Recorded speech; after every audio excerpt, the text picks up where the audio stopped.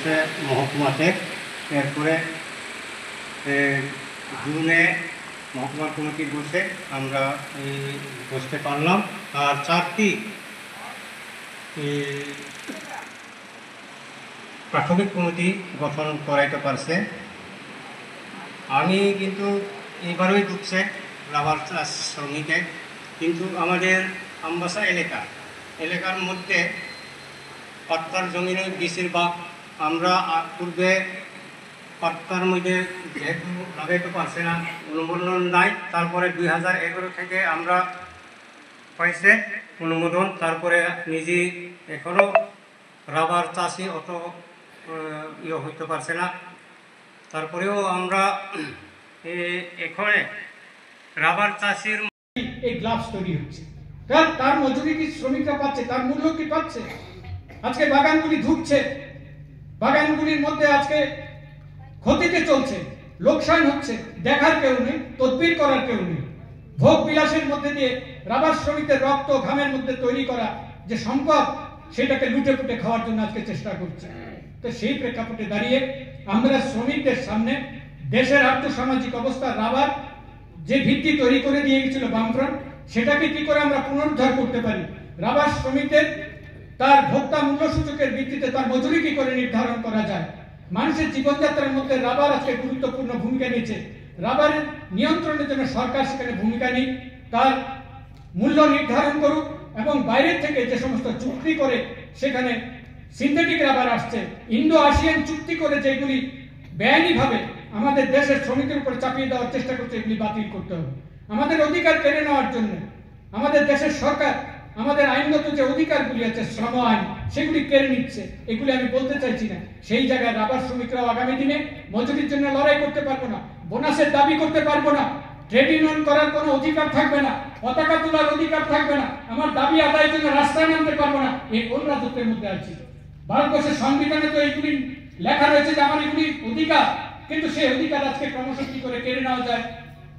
RSS পরিচালিত BJP নেতৃত্বাধীন দক্ষিণপন্থী সরকার আমাদের দেশের নয়, আমাদের রাজ্যের মতো সেটা লাগু করার জন্য তাকে এগিয়ে চলেছে। তাই সেই প্রেক্ষাপটে দাঁড়িয়ে একটা কঠিন চ্যালেঞ্জের সামনে আমরা আমাদের রাবার শ্রমিক ইউনিয়নের 11শ রাজ্য সম্মেলনে আমরা মিলিত হয়েছি। আমাদের বিশ্বাস, এই এলাকার মানুষ রাবার সংকট আজকে যেটা চলছে, রাবার শিল্পকে রক্ষা করার জন্য আমাদের রাজ্য যাতে রাবারকে ভিত্তি করে শিল্প করে তুলতে পারি এবং রাবারকে ভিত্তি করে শিল্প করে তোলার মধ্যে যে কর্মসংস্থানের সুযোগ তৈরি করবে, তাই সেই প্রেক্ষাপটে দাঁড়িয়ে আমরা আমাদের লড়াইকে সেই জায়গায় যাতে নিয়ে যেতে পারি, তার জন্য যারা ক্ষুদ্র রাবার চাষী রয়েছে তাদের সহযোগিতা চাইব, গণতান্ত্রিক আন্দোলনের মানুষ যারা রয়েছেন তাদের সহযোগিতা চাইব, কৃষক ক্ষেতমজুর যারা রয়েছেন তাদের সহযোগিতা এবং গণতান্ত্রিক আন্দোলনের শক্তিকে আমাদের পাশে মদত করে আমাদের লড়াইকে আরো বেগবান করবেন, যেটা আগামী দিনে গণতান্ত্রিক। আপনি যেই দলেরই হন, আপনার ঘরের ছেলে মেয়ে আছে, তাদের ভবিষ্যৎ আছে, তাদের পড়াশোনা, তাদের কাজকর্ম, তাদের চিকিৎসা সবকিছু মিলে সেখানে এটাকে কিভাবে করা যায় এটাকে দেখা উচিত। আমরা পরিষ্কার বলছি, কোথায় শুনি কে? এই কথাগুলো মানুষের যেতে হবে, বুঝাতে হবে, শোনাতে হবে, ঐক্যবদ্ধ করতে হবে। এই দায়িত্ব সিআই করবে, এটা শ্রমিক শ্রেণীকে নিতে হবে। আর তার সহযোগী শক্তি, বিরাট শক্তি কৃষক, এই দুইটা শক্তিকে যদি একত্র করা যায়, এই দুইটা শক্তি গত লোকসভার ভোটে যে ধাক্কাটা দিয়েছে, এই ধাক্কায় কিছুটা আসন কমেছে, আরো ধাক্কা লাগবো। এটাই দিয়ে তৃতীয়বার প্রধানমন্ত্রী হওয়ার পর 1 বছর সময় আমরা দিয়েছি নরেন্দ্র মোদীকে, দেখি কিছু পরিবর্তন হয় কিনা। একটা শিক্ষা তো পেয়েছে, দেশের মানুষ তো একটা শিক্ষা কই, সেই একই পথ, একই নীতি, আরো বেপরোয়া, আরো ধ্বংসাত্মক, আরো ক্ষতিকারক পথ নরেন্দ্র মোদী সরকার গ্রহণ করলেন। বাধ্য হয়ে এই যে কিছুক্ষণ আগে বললেন 10টা ট্রেড ইউনিয়ন আরো কিছু গণসংগঠনকে ঐক্যবদ্ধ করে তারা সিদ্ধান্ত নিয়েছেন আগামী 9 জুলাই ধর্মঘট। কয়টা দোকান বন্ধ হলো, কয়টা কি হলো, এটা বড় করে দেখবেন না, বড় করে দেখতে হবে, প্রচারটা নিয়ে যাও। তবে এটা বলে দিচ্ছি, ব্যাংক অচল হবে, বীমা অচল হবে, শিল্প কারখানা অচল হয়ে যাবে সেই দিন। শিল্প কারখানা, ব্যাংক, বীমা অচল মানে আর্থিক ক্ষেত্র অচল, এবং শিল্পকে অচল হওয়া মানে উৎপাদন অচল হয়ে যাবে। এটা দিয়ে আর কিছু কিছু দোকানপাট যানবাহন এগুলো হবে।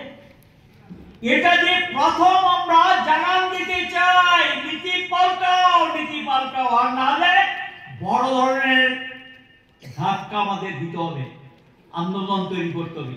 সে আন্দোলনে শুরুয়াত করবে শ্রমিক শ্রেণী, সঙ্গে থাকবে ঐক্যবদ্ধ হবে কৃষক, কৃষক এবং শ্রমিকের ঐক্যবদ্ধ সংগ্রামের মধ্য দিয়ে একটার পর একটা ধাক্কা দিয়ে আমরা এই নীতির পরিবর্তন ঘটাবো, আমরা ঘটাতে পারবো। এটা গায়ের জোরে বলছি না, অহংকার আমাদের নেই, একটা অহংকার আমাদের আছে, আমরা মানুষের কথা বলি, আমরা সৎ, আমরা ঠক না, আমরা বাটপার না, আমরা মানুষের হয়ে দুঃখ সুখ দুঃখের পাশে থাকি। এই জায়গাটাতে আমাদের একটা অহংকার বলতে, অহংকারই বলতে পারে। ভালো মানুষের তো একটা অহংকার থাকে, আমি ভালো। কাজে এই যে এইটা নিয়ে মানুষের কাছে পৌঁছতে চাই, সেই বিশ্বাস আমরা অর্জন করতে চাই। এই বিশ্বাস অর্জনের মধ্য দিয়ে একটা দীর্ঘ সংগ্রামের মধ্য দিয়ে পরিবর্তনের সংগ্রামকে সংগঠিত করতে হবে। চোখ কান খোলা রাখেন, সতর্ক নজর রাখেন।